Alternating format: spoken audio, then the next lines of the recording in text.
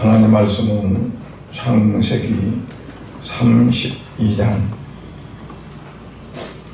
31절부터 32절 두 절만 공부하겠습니다. 출애굽기 32장 31절부터 32절.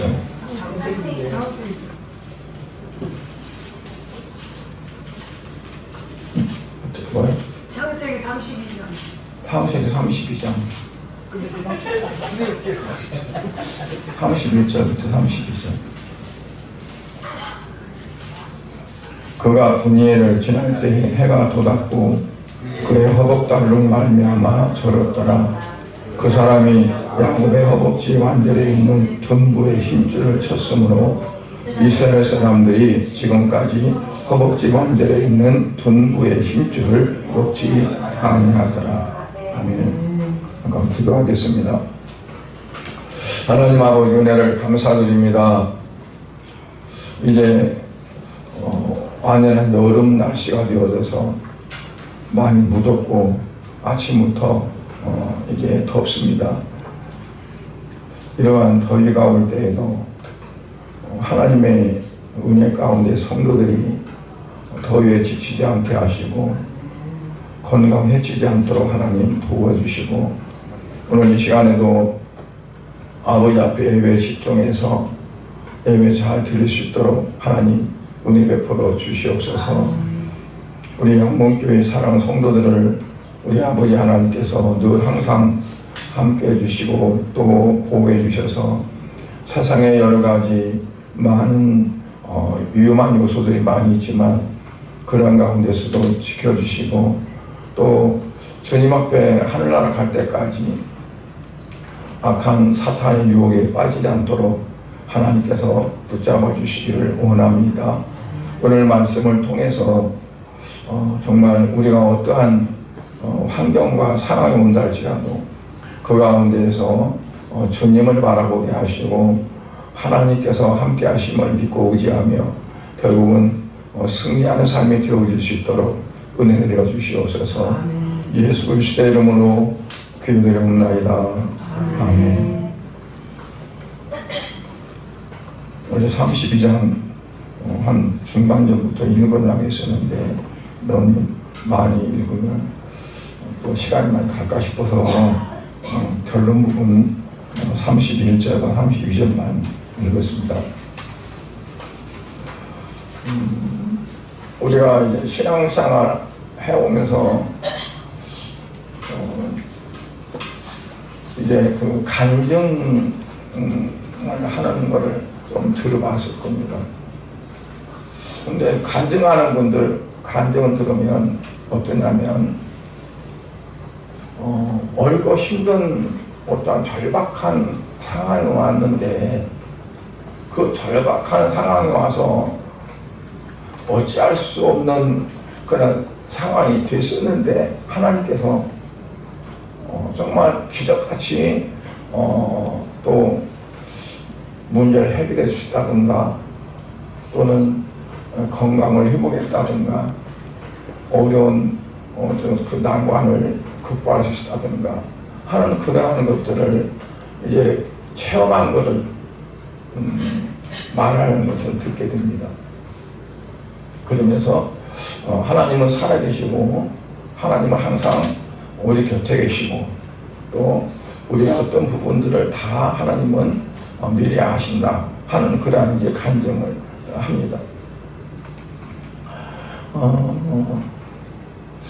그런데 왜 하나님께서 그렇게 절박한 어떤 상황을 주시냐면, 물론 뭐 다른 경우에서 온 경우도 있지만 대체적으로 하나님께서 하나님을 찾게 하기 위해서, 그리고 하나님을 의지하지 않으면 안 되겠구나 하는 그러한 마음을 갖고 하나님을 전적으로 믿고 신뢰하고 의지하는 신앙을 갖게 하기 위해서 그런 경우가 많이 있습니다. 때로는 우리가 아예 하나님 의식하지 않고 살아갈 때가 많이 있어요. 우리가 일주일 동안 신앙생활하면서 우리가 살아가면서 하나님을 의식하고 주님이 나와 함께 하신다는 걸 의식하면서 살아갈 때가 얼마나 될까요? 우리 자신들이 돌아보면 그렇게 많이 있다고 말한 사람이 아마 없을 거예요. 어쩌다 특별한 때, 정말 어떤 그런 때 하나님이 함께 하신다고 하고 또 하나님이 나를 도와주시길 바라고 어떤 그러한 하나님과 긴밀한 어떤 관계 속으로 가지, 일반적으로 보통 그냥 스쳐갈 때가 너무나 많죠. 뭐 이런 우스운 얘기가 있습니다. 또 스님이 이제 물을 건너가는데 그 물이 살포시 얼었대. 얼어서 다리로 안 가고 가까운 이제 거리로 가기 위해서 얼음판을 이제 걸어가게 됐는데 한참 가다 보니까 갑자기 이 얼음판이 우지직 하면서 깨진 소리가 나는 거예요. 그러니까 이분이 이제 그렇지 않아도 살얼음판을 걷는다고 그러면서 이제 그런 격으로 이제 계속 용불을 요면서 얼음이 안 깨지고 잘 가게 해달라고 이제 용불을 요면서 가다가 갑자기 얼음이 우시직 깨지는 소리가 나니까 이분이 깜짝 놀라가지고 뭐라고 외쳤을까요? 아이고 하나님. 그러니까 너무 다급하니까 자기도 모르게 하나님을 찾게 됐다는 거죠. 사람들이 하나님을 믿지 않아도요, 어떤 절박한 상황이 오면 하나님이 살아계시다면 나 이거 이렇게 해주세요 하고 하나님을 찾게 된다고 해요. 오늘 본문에도 보면 야곱이란 사람이 자기 형을 이제 막 어떻게 아주 배고픈 그 순간을 타서 팥죽을 쓰고 그 냄새가 막 얼마나 퍼지겠어요. 사냥원이라고 배가 고팠는데, 그러니까 형제간인데 그 형 입장에서는 야, 나 그 팥죽 좀 주워 할 수 있지 않아요. 근데 그 동생인 야곱이 뭐라고 하냐면 안 돼, 뽕짝 어디 있어 세상에. 그러면 내가 뭐 줄까? 다른 거 필요 없고 형이 장자잖아. 먼저 태어났으니까. 그런데 그 장자라고 하는 그 명분되게 팔아. 장자권을 팔아. 옛날에 이제 저 어렸을 때요, 우리 식구가 많았거든요. 우리 할머니 계시지, 우리 아버님, 어머니 셋이죠. 우리가 6남매 있었으니까 그럼 9명이거든요. 어떤 때는 이렇게 잠자고 나서 꿈꾼 얘기를 하는 거예요. 나 어떤 꿈을 꿨다 그러면서. 그러면 어떤 경우는 꿈을 얘기하면 안 된다는 게 꿈 얘기 안 해. 꿈 얘기하면 이게 그냥 뭐 좋은 꿈이라도 날아간다고 그래서. 그런데 또 꿈을 껌 하나하고 이렇게 바꾸는 경우도 있고, 옛날에는 껌이 굉장히 귀했어요. 얼마나 귀했는지 껌을 씻고 벽에다 붙여놔요. 다 물 빠졌는데 식구마다 다 붙이는 거예요. 이렇게. 그러면 나중에는 어떤 게 내 건지 몰라, 이렇게 쉬다 보면. 그 중에 제일 깨끗한 거 찾았고, 이게 내 거구나, 그러고 씻는 거예요. 2번만 하는 게 아니라 계속 씻고 붙이고 씻고 붙이고, 나중에는요, 이 손이나 잘 씻나요? 껌이 새카매요. 그래도 위생적으로 요즘 같으면 이제 기겁을 할 거예요. 근데 그때는 그런 거 상관없었어요. 그냥 씹으면 좋았어요.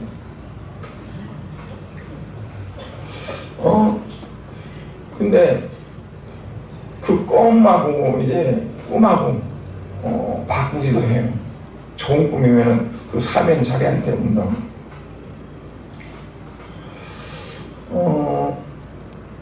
근데 그 야곱은 꿈도 아니고 그냥 장자라는 그 자체.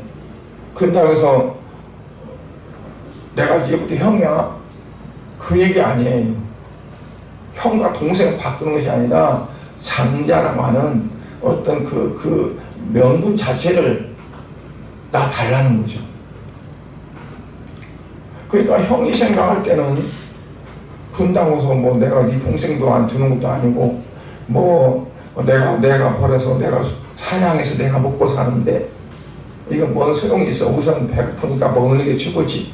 그래서 애따 모르겠다 너 가지라 그러고 팥죽이나 달라 그래서 팥죽을 먹었어요. 그런데 얼마 후에 그 아버지가 이제 나이가 많이 드셔서 눈이 잘 안 보여요. 그러니까 자기가 이제 죽을 날이 가까워졌다는 생각을 하고 아들에게 내가 사랑하는 큰아들 사냥해가지고 와서 맛있는 별미를 그냥 끊이지 않고 대줬던 착한 아들, 그 아들에게 내가 축복을 해야겠다. 그 마음을 먹고 그 아들한테 어느 날 말을 하는 거예요. 야, 오늘 가서 사냥을 해와라. 그래가지고 내가 좋아하는 별미를 만들어 가져오면 내가 컷 먹고 내가 있는 대로 네게 다 축복하겠다. 그 소리를 그 엄마가 듣고 엄마는 어때요? 둘째 아들을 사랑하는 거예요. 둘째 아들은 밖에 나가지도 않고 엄마 심부름 다 하고 뭐 아궁이 불 때라면 불 때고 뭐 설거지도 하고 그렇게 엄마 마음에 쏙 들었던 아들인데 이 엄마가 그렇게 생각하는 거죠. 하나님께서는 이 둘째 아들에게 축복하신다고 했는데 그러면 안 되는데, 그래서 둘째 아들을 불러가지고 야, 너 저 우리간에 가서 아주 살찌고 통통한 그 짐승을 잡아오면 내가 요리를 맛있게 해가지고 줄 테니까 너가 네 형이 오기 전에 빨리 아버지한테 가서 복을 받아라. 그래서 변장을 하고 털도 붙이고, 그래서 자기 형은 털이 많은 사람이거든요.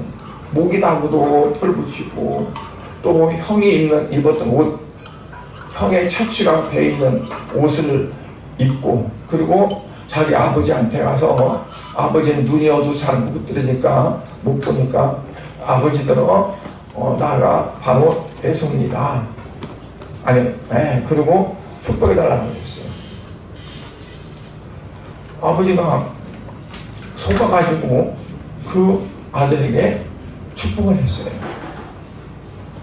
나중에 사냥터에서 돌아왔던 그 큰형이 이제 에서가 야곱이 자기 속여가지고 축복을 다 받았다는 것을 알고 나서 죽이려고 합니다. 그래서 그 엄마가 이제 그 야곱을 외삼촌 집으로 도망가게 하죠. 그래 야곱은 외삼촌 집에 가서 거기 사는 거예요.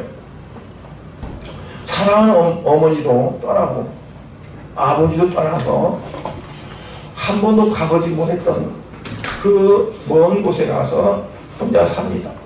근데 하나님은 그 야곱도 하나님이 사랑하시고 축복하셨어요. 아내도 없고 아들들도 낳고 또 그 약삭받은 그 외삼촌을 하나님은 어떻게 이 야곱에게 복을 주도록 하셔가지고 많은 양이나 짐승들을 갖게 됐어요. 그런데 이 야곱이 가면 생각해보니까 더 이상 여기 있으면 안 되겠어요. 20년이나 내가 여기서 뼈 빠지게 돌봐주고 그랬는데 이제는 내 가정은 내가 꾸려야겠다. 그래서 말을 하면 안 될 것 같으니까 몰래 자기 식구들을 데리고 자기 소유된 짐승들을 이끌고 빠져나옵니다. 가는 거예요. 자기 고향으로. 근데 문제가 뭐냐면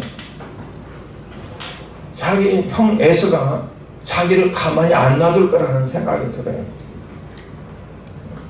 20년이 흘렀어도 여전히 에서는 아마 일을 가지고 있을 것이다. 그래서 무서워서 이제 가만히 있자. 선물에 안 좋아하는 사람 없으니까 선물을 드려야겠다. 그래서 암소도 또 숫소도 암명소도 수념소도 나귀도 이것들 엄청 많이 좋은 걸로 선별해 가지고 그리고 이거를 선물로 이제 앞장서서 보냅니다. 이 선물을 받고 우리 형이 마음이 이제 참 막 얼었던 그 얼음이 쫙 녹듯이 아마 마음이 녹아지지 않겠나. 그런데 갔던 그 이제 하인들이 돌아와서 뭐라고 하냐면 당신네 형이 400명의 군사를 데리고 그리고 이리 오고 있습니다. 그런 거예요. 그러니까 이 야곱이 어떨까요? 내가 선물 다 준비하고 했는데 이거 안 되겠구나. 400명의 군사가 데리고 와서 이제 나를 죽이면 나뿐 아니라 내 아내들, 내 자식들 다 죽이고 그리고 이 많은 짐승들을 다 끌어가 버리면 나는 지금까지 내가 사는 게 뭐야? 그래서 어떻게 하면 그 위기를 모면할까 궁리를 합니다. 그래서 그 소떼를 양떼 몸을 다 두 떼로 나눠가지고 일지는 앞으로 이지는 뒤로 만약에 에서가 앞에 것들을 치면 뒤에 것은 그동안에 딴 데로 도망가서 다 없어지면 안 되니까 그거 가지고 다시 재기를 한다 하는 마음을 가지고 그런데요 마음이 불안해요. 도대체 제가 어떻게 해야 될지 모르겠어. 그래서 이제 밤이 해가 져서 어두워지는데 그 모든 짐승떼 그리고 자기의 아내들 또 자식들을 다 야복강에 건너가게 했어요. 그리고 자기는 강 이쪽에서 혼자 남았어요. 어떻게 해야 되나 고민하면서 아마 하나님 앞에 기도했으리라고 봐요. 근데 그때 이제 하나님의 사자가 나타났어요. 그래서 이 야곱과 씨름합니다. 씨름했다는 건 뭐냐면 야곱이 붙잡고 씨름하듯이 하나님 앞에 매달려 기도했다는 얘기예요. 내게 복을 주지 않으면 나는 못 놔줍니다. 내게 복을 주세요. 내가 지금까지 얼마나 20년간 죽으라고 일했고 밤에도 밤잠도 안 자고 이슬 맞으면서 했고 내가 얼마나 이 많은 것들을 모았는데 이게 다 날아가 버리면 어떻게 합니까? 내게 복을 주세요. 그리고 그러던데 날이 샌다 놔 이제 그만. 안 놓으니까 한두 뼈를 쳤다고 그랬어요. 그 한두 배는 어디냐면 엉치뼈에서 다리로 이어지는 대퇴부, 이제 그 고관절에서 나간 대퇴부가 허벅지 큰 뼈, 그게 어긋났다는 얘기예요. 고관절이 이렇게 딱 들어가가지고 이게 다리가 움직이는 건데 이게 힘줄이 끊어졌던가 어쩌다 이게 빠져버린 거예요. 얼마나 세게 쳤는지 이게 그냥 빠져나가 버렸어요. 그러면 얼마나 고통이 심하겠어요.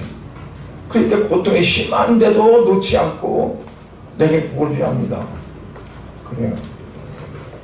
그러니까 너 이름이 뭐지? 나 야곱이. 나 야곱. 꽤 많고 잔머리 잘 돌리고 한 번 하겠다 하면 끝까지 해야 되고 나 야곱이다. 그러니까 너는 이제는 야곱이라고 하지 말고 이스라엘이다. 이름을 바꿨어. 그리고 그 상황이 끝났어요.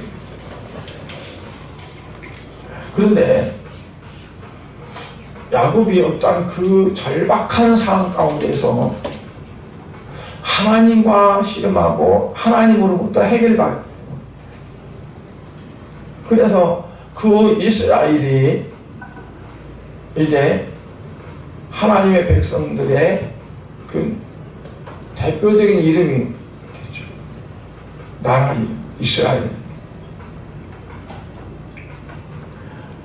그러니까 이 야곱은 절망 가운데 빠지는 그 고통을 하나님은 주시고, 그를 통해서 네가 지금까지 네 힘으로, 네 어떤 지략으로, 네 뭘로 다 했던 것 어떠냐? 한순간에 날아갈 수 있다. 그래서 넌 오직 하나님을 의지하고 하나님의 뜻대로 살아야 된다 하는 것을 그에게 체험해 주신 겁니다. 오늘도 마찬가지거든요. 우리가 우리의 어떠한 경험과 또는 지식과 지혜와 사상적이고 육신적인 어떤 것들을 우리가 그걸 가지고 살아가다 보면 어떤 때는 잘 될 수 있어요. 그런데 하나님이 그대로 놔두면 하나님의 그 은혜 안에 있지 못하고, 그리고 자기 어떤 부분도 나가버리잖아요. 그래서 그런 상태에서 어떠냐면, 나는 아무것도 안 했었구나, 내 이 가진 거 다 헛것이구나 하는 거를 그가 느낄 수 있도록 환경을 주시는 거예요. 그게 하나님의 사랑의 방법이라고 볼 수 있어요. 그래서 우리가 어떠한 상황 가운데 있든지 그 상황을 하나님과 나의 관계 속에서 내가 어떻게 하면 하나님만 의지하고 전적으로 하나님을 신뢰하고 살아갈 수 있는가 하는 그 부분으로 우리가 점점 수정되어져서 나아가야지. 그렇지 않으면 어떠냐면 절박한 상황 가운데 하나님은 우리를 밀어넣을 수밖에 없다 하는 겁니다. 그래서 한계의 상황을 깨닫는 자에게 결코 절망이 없게 됩니다. 우리는 항상 내가 내 한계는 여기까지야 하는 것을 우리가 자꾸 가져야 돼요. 이 이상은 난 할 수 없어. 하나님이 하셔야, 주님이 하셔야 돼. 그러니까 무한이 아니라 우리는 내 한계를 자꾸 숙소시켜서 내가 할 수 있는 건 없어. 이거밖에 안 돼. 그거는 우리가 자꾸 정할 때 내가 어떨까요? 그러면 누구를 의지할 거 아니에요. 누구한테 맡게 할 거 아니에요. 그래서 의지할 대상, 신뢰할 대상을 찾게 되는데, 그게 바로 우리는 예수 그리스도를 믿기 때문에 하나님을 의지하고 예수님께 우리가 나아가는, 그게 이제 되어지는 겁니다. 모세도 마찬가지였어요. 모세가 바로의 궁궐에서 40년을 살았잖아요. 그 어려서부터 학문을 배우고 무예도 땄고, 아마 그 애굽의 왕이 되기 위한 모든 수순을 다 밟았을 거예요. 왜냐하면 이 모세를 양자로 데려간 그 공주가 서열이니 바로 그 왕이 될 수 있는 그러한 서열이었어요. 왜냐하면 애굽도 이게 그 한 부족이 아니라 이게 몇 개가 있어가지고 그게 돌아가면서 왕이 되는데, 그 왕의 이름은 공통적으로 바로라고 했습니다. 블레셋 나라도 5 족속이 있습니다. 그래서 아나도 뭐 가드 뭐 하여튼 그 6개가 5개가 있는데, 그 5 방백들이 있어요. 그들이 이제 회합을 해서 모든 것들을 결정합니다. 그리고 그 방백들 중에 돌아가면서 왕이 됩니다. 애굽도 그런 거죠. 그래서 이제 모세를 알지 못하는, 그러니까 아니 요셉을 알지 못하는 그런 왕이 됐을 때 결국 이스라엘에 대한 학대가 시작이 되고 박해가 시작이 되는 거죠. 그래서 하나님은 모세로 하여금 이스라엘 백성들을 애굽에서 해방시키려고 하는데, 모세가 40년 동안 궁중에서 아주 높은 학문과 또 높은 모습과 모든 것을 다 닦은 상태에서 자신만만했고 뭐든지 할 수 있다는 그런 게 아주 하늘을 찌를 정도로 맞게 되지 않았을까. 근데 하나님은 그를 완전히 납작을 만들어버리죠. 살인자가 되게 하면서 도망자가 되어지게 하고, 그래서 우두갈 데 없는 자가 되어져 가지고 결국은 미디안강에 가가지고 양치기 하는, 40명이나 남의 양을 치고 자기 건 하나도 없어요.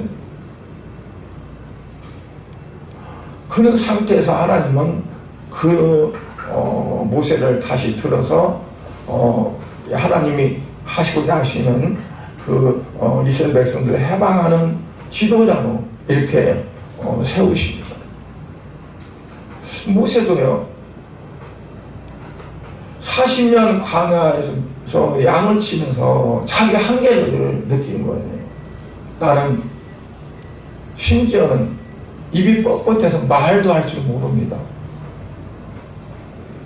말도 할 줄 모른다고 할 정도로 아무것도 할 수 없는 그런 존재라는 사실을 그가 고백합니다. 하나님은 너 말 못하면 네 대신에 네 형 아론 붙이면 되잖아. 너는 내가 시킨 대로 하기만 하면 되잖아. 그래서 이 모세가 어쩔 수 없이 그 일을 하게 되죠. 그러니까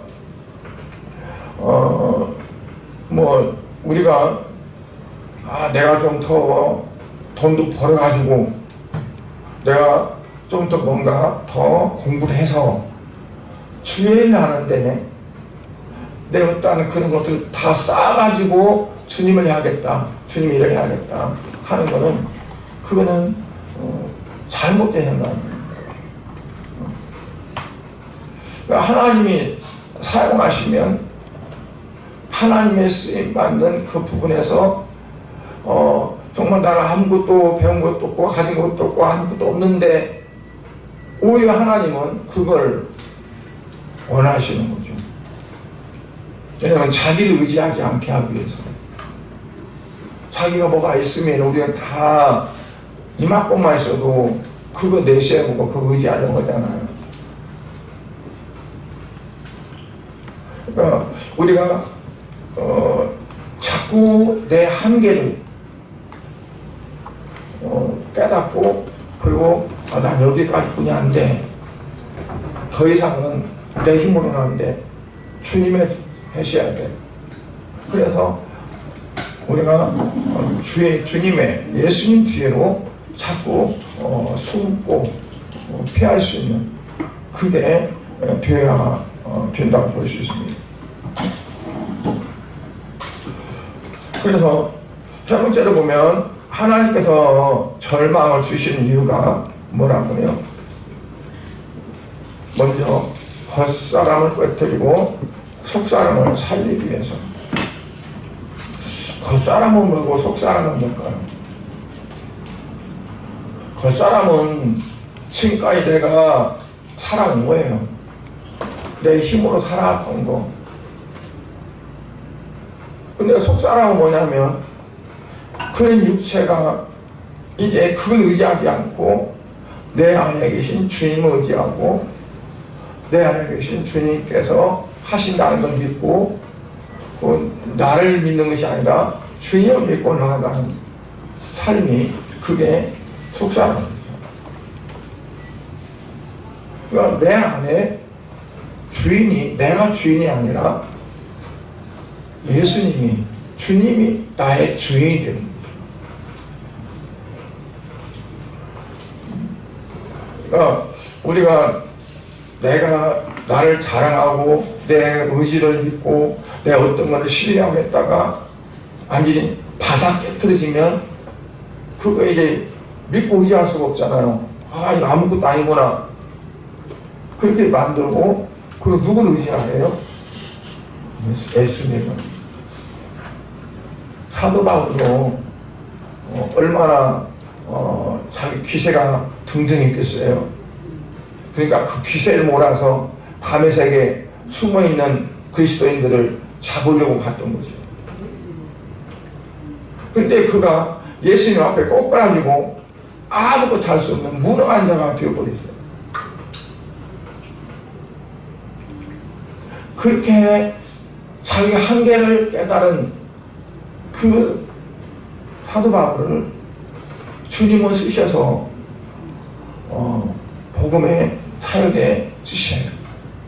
그래서 사도 바울이 그리스도의 남은 고난을 교회를 위해서 내 육체에 참다, 그러면서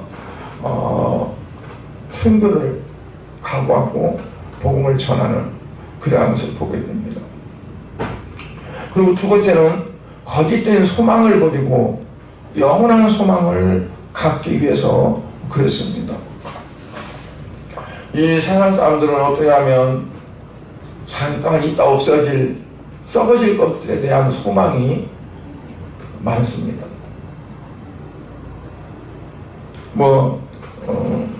물질 가지고 소망 갖는 사람도 있고, 또는 자기가 일하는 어떤 그 일에 소망을 갖는 사람도 있고, 또는 자기 어떤 그 자녀가 잘 자라서 어떻게 되리라고 하는 그 소망 속에 그냥 살아가는 사람도 있고, 모든 것들이 결국은 다 없어지고 흩어질 그러한 것에 소망을 갖고 살아가게 됩니다. 그런데 그것은 진짜 소망이 될 수가 없거든요.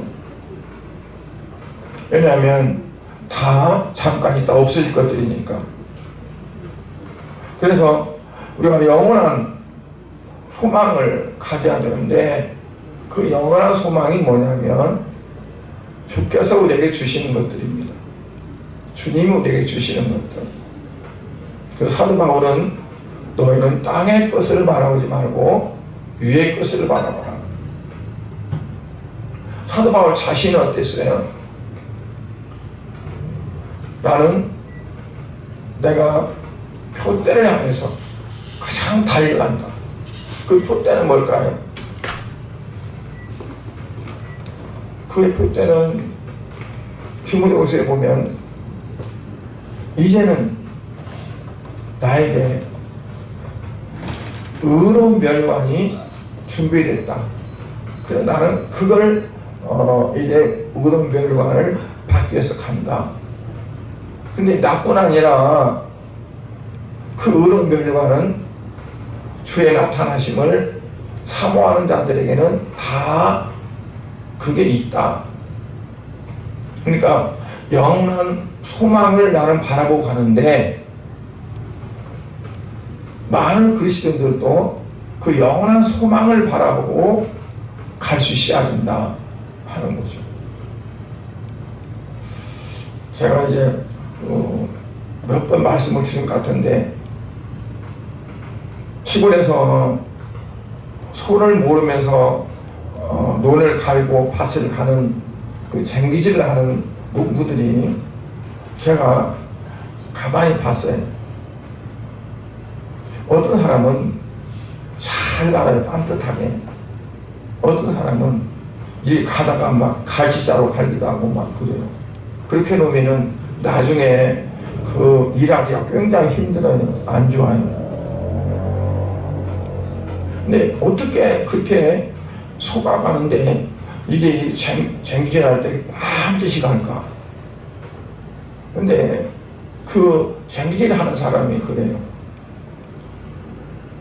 소를 바라보고 가면 안 되고 딱 중심 잡고 저 먼데 멀리 있는 그거를 바라보면서 쫙 간대.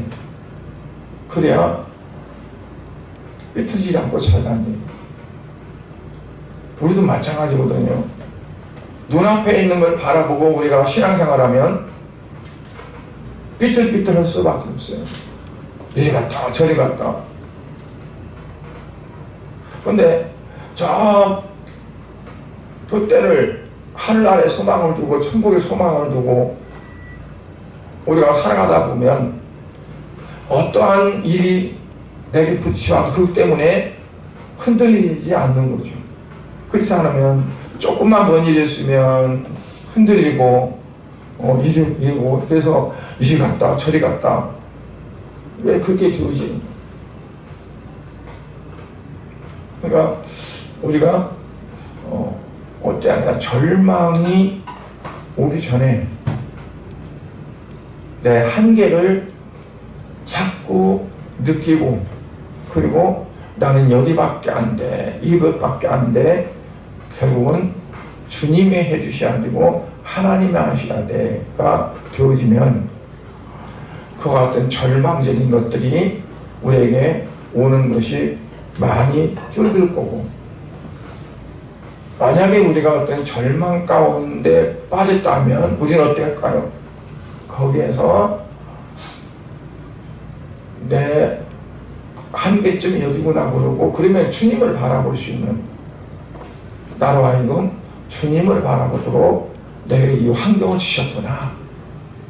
그러면서 오히려 감사를 해야 그게 회복이 되고 그게 이제 수정이 됩니다.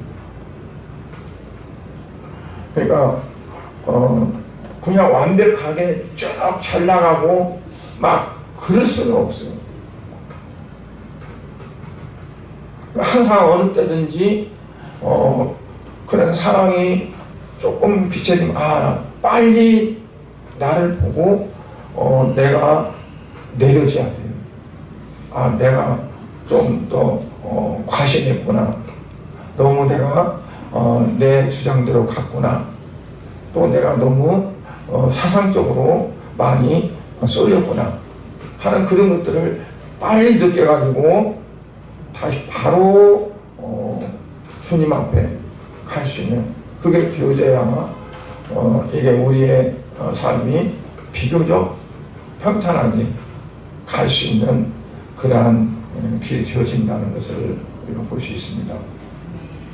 그래서 절망 가운데서도 이제 우리가 그 가운데서 믿음으로 붙들을 때 오히려 신앙이 성숙해지고 성장하는, 그렇다고 해서 일부러 절망 가운데 들어가는 것이 아니라 그거는 내가 한계를 가지면 돼.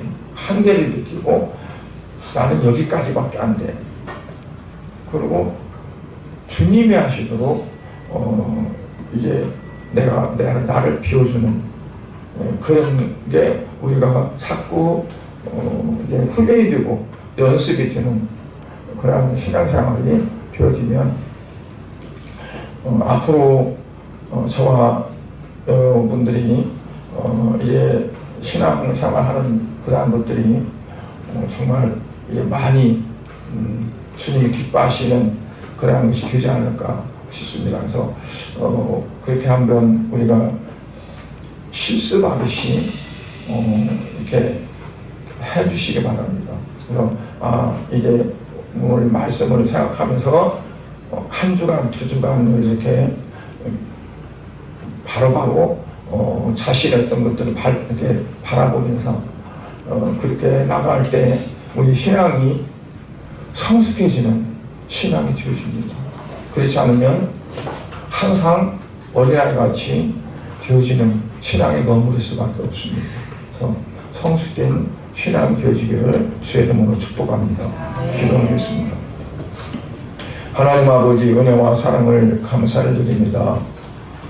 하나님께서는 자기 백성들을 사랑하시기에 어떻게 하든지 하나님 안에서, 하나님의 뜻 안에서, 하나님이 원하시는 것 안에서 이루어가기를 원하십니다. 그러기 위해서는 때로는 절망적인 환경을 주시기도 하고 때로는 엄청난 어떠한 사건을 주시기도 하고 그렇습니다.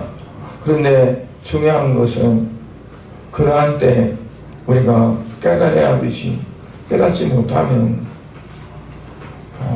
고생은 고생대로 하고 실패는 실패대로 하게 됩니다. 아버지, 우리 양육교회 사랑하는 모든 성도들은 이처럼 상황 순간순간 내 한계를 미리 느끼고 그리고 그 자리에서 나를 내려놓고 그리고 주님을 바라보고 주님을 따라갈 수 있는 그러한 삶이 되게 해주시고 그래서 이제는 더욱더 신앙적으로 성숙해가는 그런 우리 성도들이 될 수 있도록 축복해 주시옵소서. 예수 그리스도 이름으로 기도드리옵나이다. 아멘.